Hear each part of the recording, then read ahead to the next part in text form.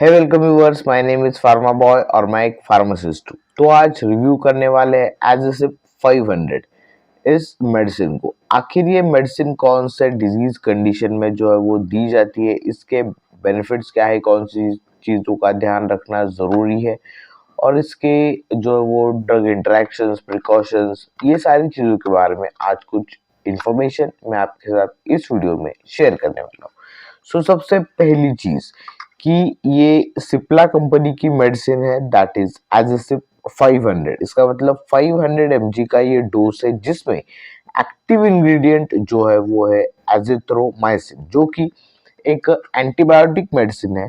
अगर आपको किसी भी तरह का कोई बैक्टीरियल इन्फेक्शन वगैरह हुआ है तो उसके लिए ये जो मेडिसिन है वो दी जाती है।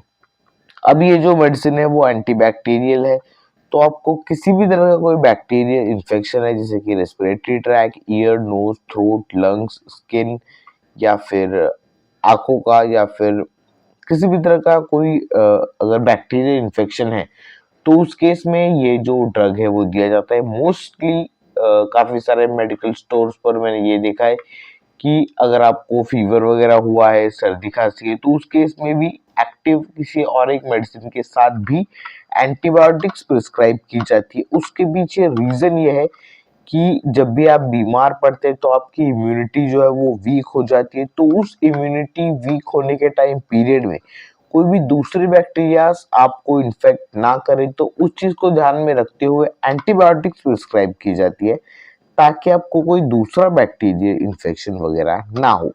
लेकिन आई विल सजेस्ट कि अगर जरूरत नहीं है तो आपको उस केस में कभी भी antibiotic medicine without doctors consultation नहीं लेना चाहिए, क्योंकि अगर आप एक्सेसिवली अगर किसी भी तरह का कोई एंटीबैक्टीरियल मेडिसिन जो है वो लेते हैं तो इन फ्यूचर केसेस आपको इसकी वजह से टॉलरेंस जो है वो क्रिएट होता है, तो और इस मेडिसिन का आपके ऊपर जो एक्ट करना शायद से फ्यूचर में बंद हो सकता है, क्योंकि अगर ऑलरेडी आपने बहुत सारे एंटीबायोटिक्स ले रखे हैं और अगर आपको फ्यूचर में किसी भी बैक्टीरिया का इन्फेक्शन हो गया तो उसके अगेंस्ट ये एंटीबायोटिक काम नहीं करेगी, क्योंकि वो बैक्टीरिया ससेप्टेबल है। उस बैक्टीरिया ने अपना रेजिस्टेंस इस मेडिसिन के ऊपर अगर प्रिपेयर कर लिया तो फ्यूचर में किसी भी बैक्टीरियल इन्फेक्शन से आपको ये दवाई नहीं बचा सकती। तो एंटीबैक्टीरियल मेडिसिन से और एंटीबायोटिक मेडिसिन से आपको ज्यादा से ज्यादा दूर रहना चाहिए। That's what I will definitely suggest. So 3 dose का ये जो है वो मेडिसिन है, 3 इसमें डोज है। और एंटीबायोटिक लेते वक्त एक चीज का ध्यान रखना है, कोई भी डोज मिस नहीं करना है। मान लीजिए ये अभी 3 मेडिसिन का डोज है, वो आपने एक बार लिया, आपको अच्छा फील होने लगा, आपने दूसरी मेडिसिन स्किप कर दी, तो क्या होता है कि अगर आपने बाकी का डोज स्किप कर दिया तो फिर से बैक्टीरियल इन्फेक्शन होने के चांसेस बढ़ जाते हैं। तो इसीलिए भले ही सिंगल डोज लेने के बाद आपको अच्छा महसूस होने लगे, फिर भी आपको इसका डोज जो है वो कंप्लीट करना जरूरी है। दूसरी चीज कि इसके बारे में और एक चीज ध्यान में रखना जरूरी है कि जब भी आप एंटीबायोटिक लेते हैं, स्पेशली अजिथ्रोमाइसिन, तो उसके साथ आपको जो है वो एंटासिड मेडिसिन नहीं लेनी है, क्योंकि इसका काउंटरएक्शन जो है वो हो सकता है। इंटरेक्शन होने की वजह से इसके ऊपर आपके आपके बॉडी के ऊपर इसके कुछ साइड इफेक्ट्स वगैरह दिखाई दे सकते हैं, लाइफ थ्रेटनिंग भी ये चीज हो सकती है। सो इस चीज का ध्यान रखना है कि एंटीबैक्टीरियल और एंटीबायोटिक मेडिसिन अगर आप ले रहे हैं तो डेफिनेटली आपको उस केस में एंटासिड मेडिसिन जो है वो नहीं लेनी है। और दूसरी चीज, काफी लोगों को इसकी वजह से कुछ साइड इफेक्ट्स वगैरह देखने को मिल सकते हैं, एज दिस इज एंटीबायोटिक। आपके पेट में भी बैक्टीरिया होते हैं, सो अगर आप एंटीबायोटिक लेते हैं, पेट के बैक्टीरिया मर जाते हैं तो डायरिया, देन स्टमक के कुछ इशू वगैरह हो सकते हैं, पेट खराब हो सकता है। तो उस केस में ये एकदम नॉर्मल रिएक्शंस है, तो आपको ज्यादा उसके बारे में डरने की जरूरत नहीं है।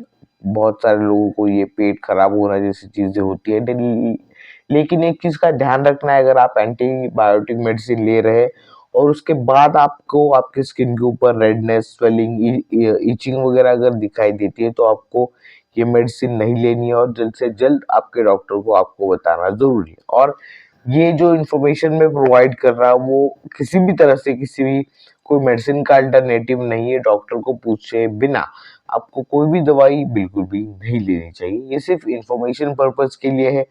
विदाउट डॉक्टर कंसल्टेशन आपको कोई भी मेडिसिन नहीं लेनी चाहिए।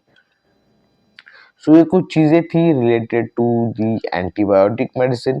जैसे कि मैंने बता दिया, एक्टिव इंग्रेडिएंट है एजिथ्रोमाइसिन। एंटीबायोटिक एंटासिड के साथ मेडिसिन नहीं लेनी है। बैक्टीरियल इन्फेक्शन के लिए ये मेडिसिन दी जाती है।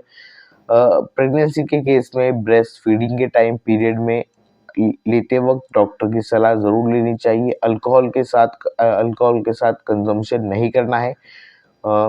कुछ इंटरेक्शन की वजह से आपको प्रॉब्लम हो सकता है, इस चीज का भी ध्यान रखना है। इसके अल्टरनेटिव्स भी मिलते हैं।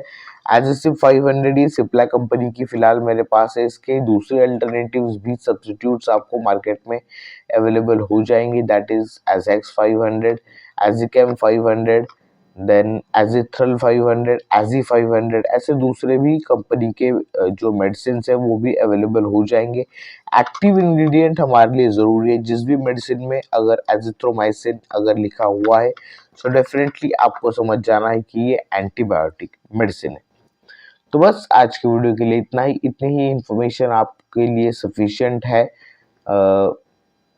बाकी सारी चीजें आपको डॉक्टर की कंसल्टेशन के बाद ही डॉक्टर का जब आपको बताएंगे तभी आपको ये मेडिसिन लेनी है। आज की वीडियो के लिए बस इतना ही। फिर मिलता है ऐसे एक से एक नई वीडियो में। Till then keep watching pharma boy and finally thanks for watching.